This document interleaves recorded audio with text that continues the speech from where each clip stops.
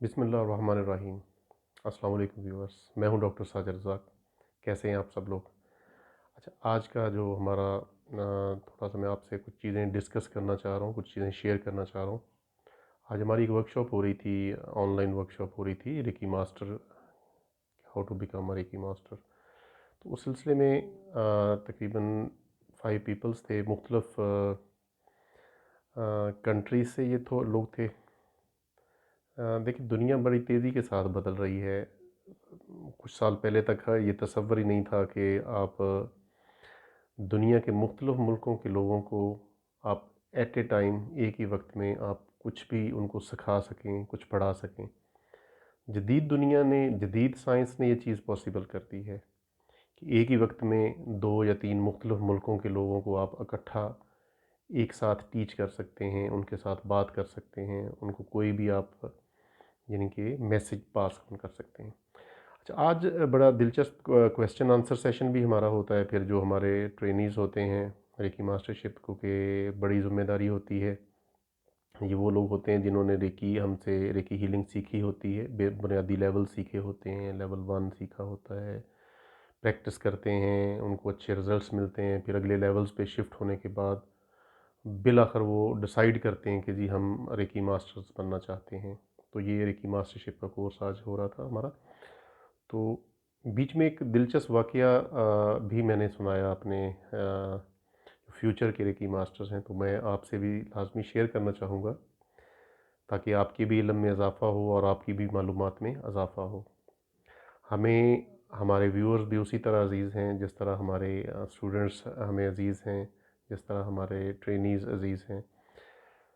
तो दोस्तों, एक दफ़ा का ज़िक्र है कि एक गाँव में एक वाइज़ आदमी रहता था। और गाँव के जो लोग थे, स्पेशली यंग पीपल जो थे, लड़के, उससे बड़े तंग थे। उस तंगी की वजह, सबसे अहम जो वजह ये थी कि क्योंकि वाइज़ मैन जो था, अक्लमंद आदमी, उसको सारे सवालों के जवाब आते थे। जो भी वो क्वेश्चंस करते थे, जो भी वो उससे उसके पास लोग मसला लेके जाते थे, इशू लेके जाते थे, वो वाइज़ मैन उनको गाइड भी करता था, उनको रिप्लाई भी करता था, उनको मशावरत भी देता था। तो 2 लड़कों ने प्रोग्राम बनाया कि इस वाइज़ मैन को किसी न किसी तरह से झूठा साबित किया जाए, ताकि इसकी जो रिस्पेक्ट लेवल कम हो जाए और लोगों का इस पे ट्रस्ट जो है वो कम हो जाए, लोग इस पे यकीन ना करें। तो बिलाखिर उन्होंने एक दिन प्लान किया कि एक छोटा-सा उन्होंने जो है परिंदा एक पकड़ा, छोटा-सा बेबी परिंदा पकड़ा, जो हाथ की हथेली में छुप सकता था। तो उन्होंने प्लान किया कि हम इस छोटे से परिंदे को अपनी हथेली में छुपाकर उस वाइज़ मैन के पास जाएँगे और उससे पूछेंगे कि हमारी हथेली में जो छोटा-सा परिंदा है, बेबी है, छोटा परिंदा, वो ज़िंदा है या फ़ौत हो गया है। अच्छा, अगर तो वाइज़ मैन ने कहा कि ये फ़ौत हुआ हुआ है, फ़ौत हो चुका है परिंदा, तो हम हथेली खोल के उसको दिखाएँगे कि ये तो ज़िंदा है, और वो झूठा साबित हो जाएगा।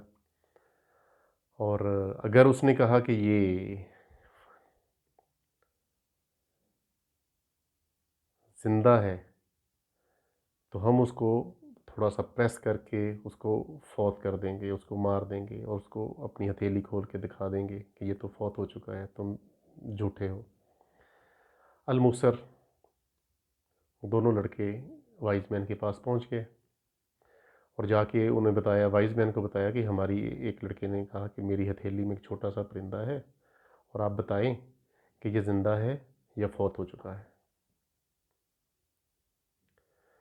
दोस्तों, वाइज़ मैन ने जो जवाब दिया, कुछ लम्हे सोचा उसने, और जो सोच के जवाब दिया, बहुत एक्स्ट्राऑर्डिनरी जवाब है और ज़िंदगी बदल देने वाला जवाब है।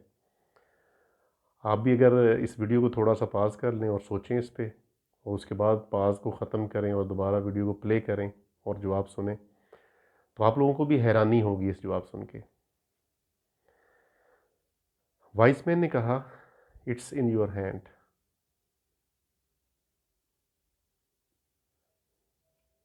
And that's it.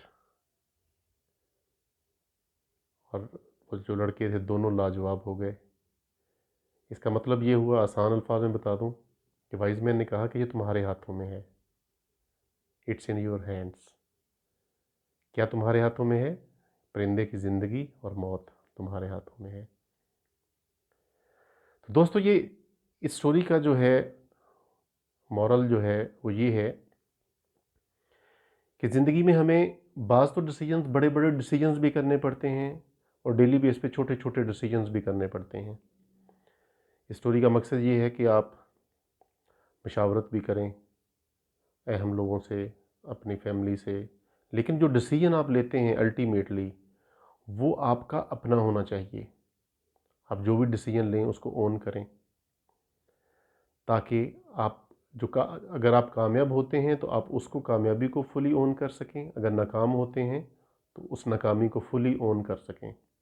एक और दिलचस्प बात इसी बात से रिलेटेड आप लोगों से शेयर करते चलूँ कि दुनिया में जितने भी फेलियर्स होते हैं, नाकाम लोग होते हैं, वो अपनी नाकामी का ज़िम्मेदार दूसरों को ठहराते हैं, लोगों को ठहराते हैं।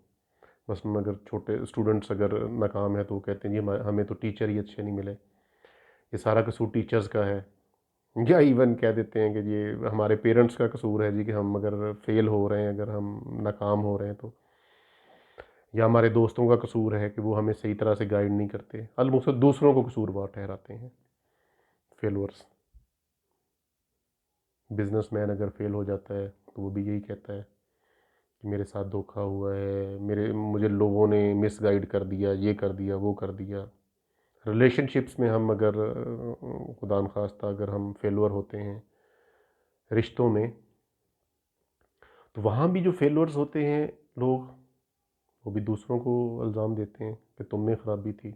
हस्बैंड वाइफ एक दूसरे को कहते हैं तुम में ख़राबी थी, वाइफ कहती है तुम ख़राब थे। अच्छा देखिए, इसका बिल्कुल जो सक्सेसफुल लोग होते हैं या जिन्होंने सक्सेसफुल होना होता है अल्टीमेटली, वो इसके बिल्कुल अगेंस्ट होते हैं।